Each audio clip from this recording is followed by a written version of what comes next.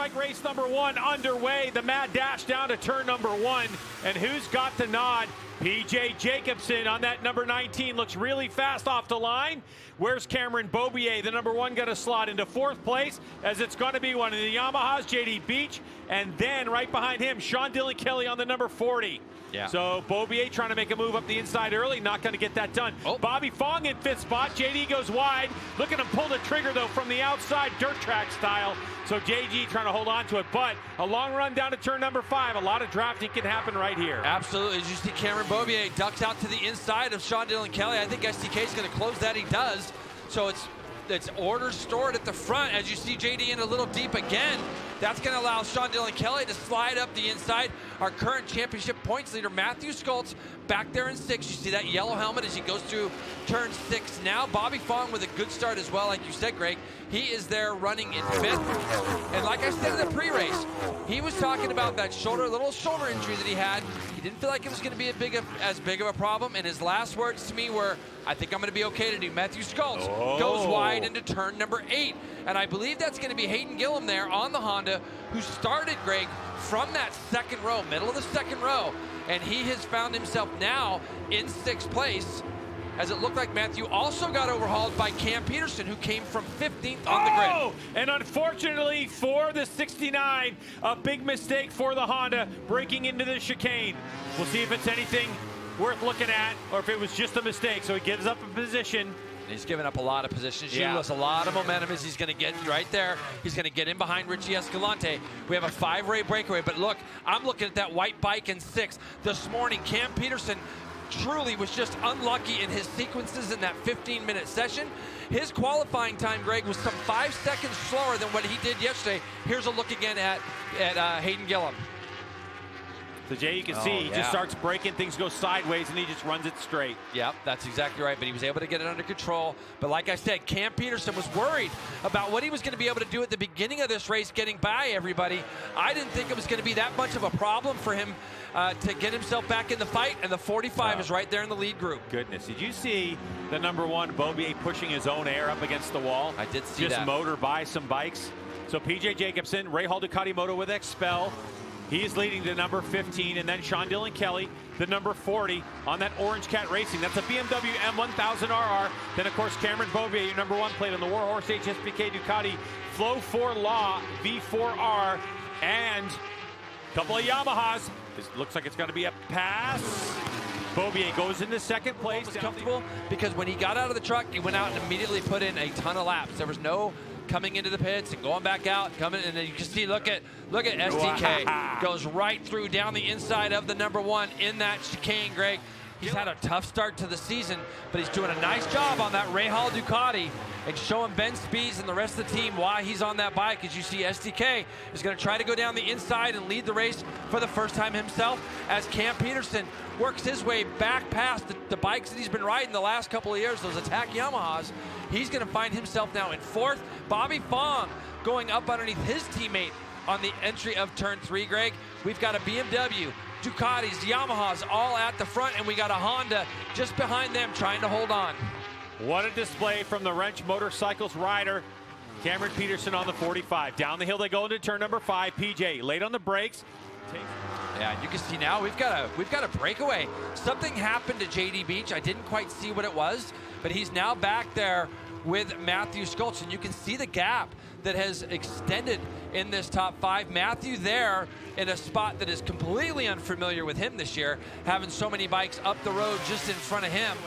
My guess is when they look at that data that Cameron Peterson's probably going to be topped out at 202 miles per hour. Onto the front straightaway we go. There'll be 9 laps to go. PJ Jacobsen with a 2:11.1. Fastest lap of the race goes 2:10.8 for Cameron Peterson. That's the 4th bike in your screen on the white and black Ducati. We talked Cam Peterson before. Jason, you talked to him. That's the bike that was the former bike of Josh Herron from last season.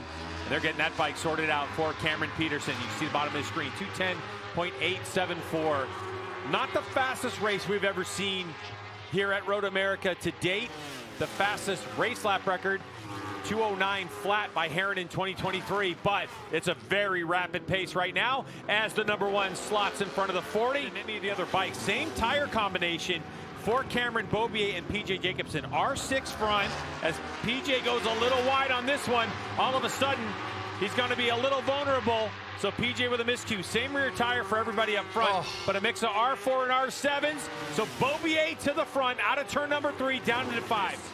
Is now starting to play out, Jason. All the chatter during the winter when everyone in Moto America found out, all the fans found out that in the Quad Lock Superbike race class that Cameron Beaubier was going to be on a Ducati, and this is the kind of performance we expected to see from him. And now look at this guy, 15th on the grid. So he's not, he's got to get away from Is that Cam Beaubier? Cam Beaubier? Cam Beaubier is down. Wow, this is just shocking to me, Greg. And now his air suit is blown up. You can see that. He's mad at himself, and he's got a problem, Greg, with his right hand. This doesn't look good to me. Is it shoulder, maybe? I think it's hand. So Cameron Beaubier. Oh, man. Oh, yeah, there's something going on with him. It's unfortunate for him. Crashed in the chicane. And so that leaves this guy, the number 45, with red flag out. Oh, man. That is a rare occurrence when we see a red flag from a race leader after an incident, but that's a bad spot to crash. Low speed, first gear. And generally, you're always going to think and suspect. When these lights go off, revs are up. Here we go, and a good launch from Bobby Fong from the front row on his Yamaha R1. Look at Matthew Schultz, too. Looks like he's got some clear air in front of him. He got a jackrabbit start. On the brakes goes Fong. So Bobby Fong. Oh, PJ and Cam Peterson almost got together there. But it's going to be Bobby Fong, to your credit, Greg, that he's going to lead down into turn 3. Look at PJ. Looks awful racy. So some of the confidence is back under the 15 in 4th place right now. But Bobby Fong out front. You see him guarding already, Greg, on the left-hand side of the track, and he'll move back over as they get down into the braking zone for turn 5. And he's going to lead them all the way down into this turn 5 area. Attack Performance, Progressive Yamaha, the R1. Up and out of the saddle for a moment goes Fong. And Sean Dillon Kelly going to try to turn it up underneath him. Fong's got to check up. So a nice pass for the lead by SDK on his BMW. BMW, Yamaha. And somebody's running a bit wide. 2 riders run wide. That's going to be Schultz and Gillum. That's going to allow Uribe to move up a spot. Those 3 riders now have lost that lead draft. And there's a good shot of Uribe there.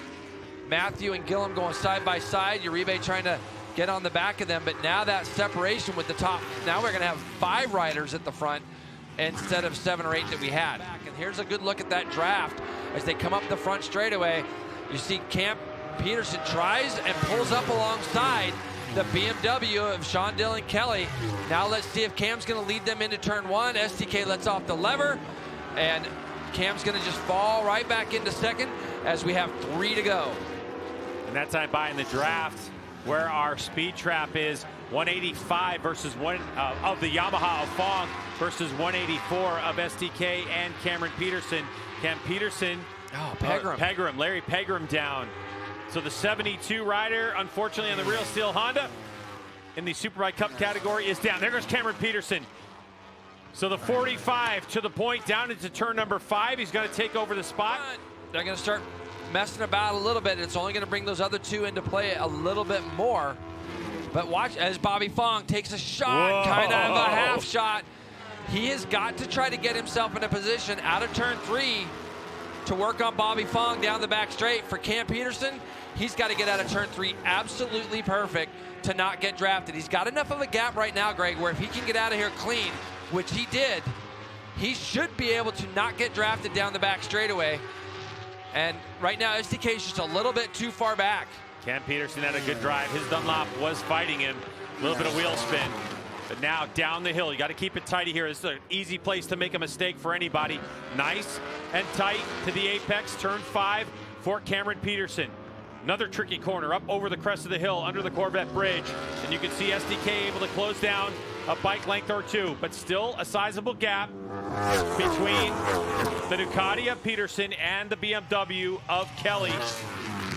The places where Cam is doing so well right now is getting off these corners, Greg. His bike is hooking up, and it's not allowing these guys to get any kind of run on him. Now, if Bobby's a little bit too far back. I was thinking if Bobby could get close enough to SDK, he might take a shot going down into the chicane here at the end, but he's just a little bit too far back. You can see I think he wanted to have a notion there. Cam's got to be perfect on the exit of this. Get the power on that Ducati out of here. And SDK is close enough, Greg. He will be in the draft now to take a shot as they go down into Canada corner. Turn number 12 is approaching, and there's only 14 on this racetrack. So we'll see. Is he going to make a pass? And it looks like SDK is going to make the move early. Up the inside he goes, and there goes Cam P. Does he want to go to the front is the question. There's a lot of drafting, and they're side by side. They're touching. There was a little bit of touch in there. Now to the final corner. Hold your breath. Let's see what happens in this finish. Here we go to the final corner. Up the front straightaway we go. Pulling the trigger on these machines. Down behind the bubble. Now the run up the hill.